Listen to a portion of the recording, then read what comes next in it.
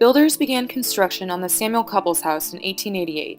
The mansion, designed in a Richardsonian Romanesque style, was erected atop a hill and commanded the view of a large expanse of the city, including the banks of the Mississippi. Today, it stands on St. Louis University campus and serves as a gallery for fine art and furniture.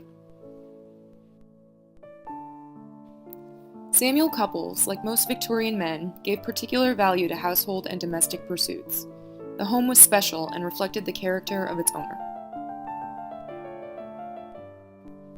He also believed, as the Latin inscription he had carved onto his mantle states, that a man's life without literature is death.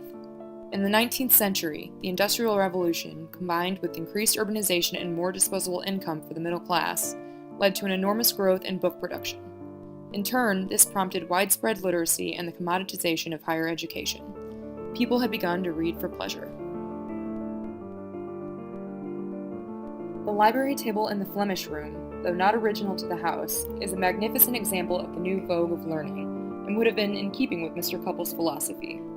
Not much is known about its origins, except that it was donated by Mr. Robert Tobin from San Antonio, who is now deceased. The table was hand-carved in 19th century England from the rich, dark heartwood of the black walnut tree, and finished so that a burnished red color glows through. The sculpted figures include 4 satyr or fawn faces and 4 chimeric creatures. Though at first glance the beast might resemble a griffin, research dictates that it must be a dragon. He has a head and mane like a lion or dog, a clawed forepaw with 3 toes, the wings of a great bird, a feathered plume, and a serpentine tail. He is a dragon of antiquity. The table as a whole is an example of the arts and crafts movement that occurred in Victorian Britain between 1880 and 1910. It is ornately carved, as is this bed frame taken from the Chippendale Director, and uses medieval and romantic styles. The arts and crafts movement was part and parcel of 19th century aestheticism and decadence. Dandies like Oscar Wilde expounded on the value of art for art's sake and filled their homes with beautiful objects. Effeminate men and masculine women were a major feature of the movement, and notions of sexuality were becoming more complex. The dragon was a popular motif, often drawn from Eastern influences or in the Japanese-Mai style.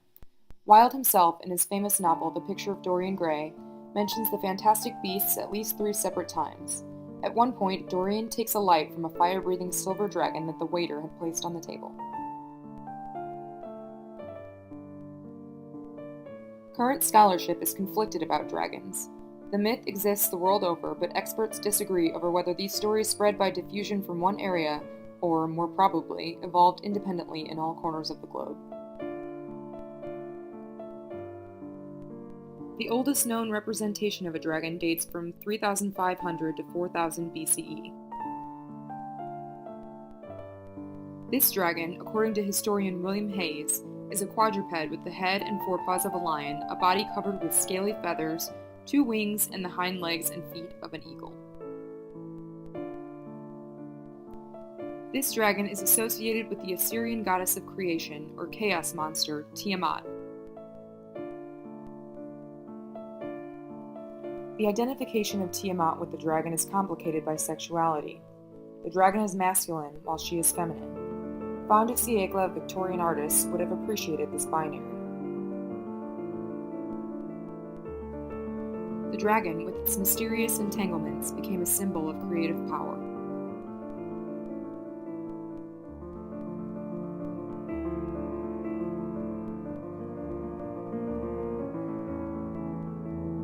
Tiamat has been linked to the popular legend of Jason and the Golden Fleece. Writer Jason Colavito says that the serpent sometimes associated with the chaos monster may have contributed to Jason's story. Gisela Richter, another Jason scholar, estimates that the story of Jason has been known for about 3,000 years, the dragon's part in it as well. Richter has found examples of artwork in which satyrs, like the carved faces on the library table, take the place of the hero in the legend.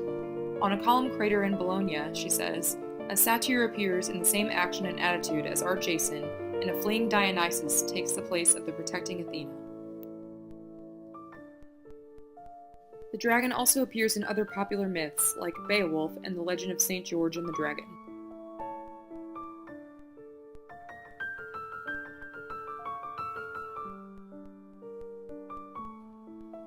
In depictions of these stories, the physiological characteristics of the dragons may fluctuate, but there are often some consistencies. Robert Blust, an expert on dragon lore, outlines some constants in dragons over the globe. They are invariably associated with weather myths and the meeting of rain and sun.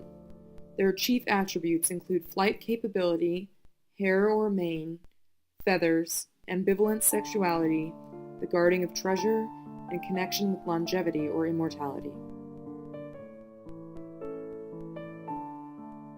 The Jason myth seems a probable inspiration for the carving on the library table. If a satyr and a dragon have been pictured before elsewhere in this performance, why not here? Is it not possible that the dragon on the library table symbolically hoards the treasure of books and knowledge, and the satyr represents the reader, ready to wrest the riches from the guardian, as Jason did the Golden Fleece? Still further, could inspired composition achieve a kind of immortality for the writer? The widespread literacy and the commoditization of education in the Victorian era suggest as much, and together with the creative capacity of the dragon, the possibilities of one seated at the table are endless.